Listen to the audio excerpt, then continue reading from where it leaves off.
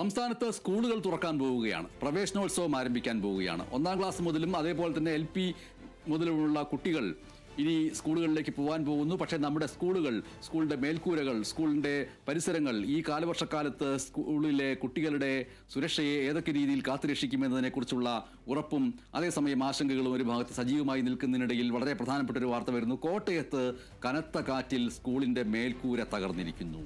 Thalanad government LP സ്കൂളിൻ്റെ മേൽക്കൂരയാണ് തകർന്നിരിക്കുന്നത്. കോട്ടയത്തെ Thalanad government LP സ്കൂളിൻ്റെ മേൽക്കൂര കനത്ത മഴയിലും കാറ്റിലും തകർന്നിരിക്കുന്നു. സ്കൂൾ കെട്ടിടത്തിലുണ്ടായിരുന്ന കുട്ടികളുടെ പഠനോപകരണങ്ങളടക്കം നശിച്ചിരിക്കുന്നു എന്നുള്ള വാർത്തയാണ് വരുന്നത്. സ്വാഭാവികമായിട്ടും കാലവർഷം ഇന്ന് വരാൻ പോകുന്നു. 48 മണിക്കൂറിനുള്ളിൽ കാലവർഷം വരുമെന്നാണ് അറിയിപ്പ് വന്നിരിക്കുന്നത്. തൊട്ടുപിറകെ നമ്മളുടെ സ്കൂളുകൾ തുറക്കാൻ പോകുന്നു. ആ സ്കൂളുകളിൽ പഠിക്കാൻ പോകുന്ന വിദ്യാർത്ഥികളുടെ സുരക്ഷ ഈ കാലവർഷക്കാലത്ത് എങ്ങനെയായിരിക്കും എന്നതിനെക്കുറിച്ചുള്ള കൃത്യമായിട്ടുള്ള സജ്ജീകരണങ്ങൾ എല്ലാം നടത്തി ഉറപ്പുവരുത്തേണ്ടതുണ്ട്. അതിലേക്കുള്ള ഒരു സൂചന എന്നുള്ള നിലയ്ക്ക് ഈ വാർത്തയെ കാണേണ്ടിയിരിക്കുന്നു. കോട്ടയത്ത് കനത്ത കാറ്റിൽ സ്കൂളിൻ്റെ മേൽക്കൂര തകർന്നിരിക്കുന്നു. തലനാട് ഗവൺമെൻറ് LP സ്കൂളിൻ്റെ മേൽക്കൂരയാണ് തകർന്നിരിക്കുന്നത്. കെട്ടിടത്തിലുണ്ടായിരുന്ന കുട്ടികളുടെ പഠനോപകരണങ്ങളടക്കം നശിച്ചു എന്നുള്ള വാർത്തയും പുറത്തുവരുന്നു.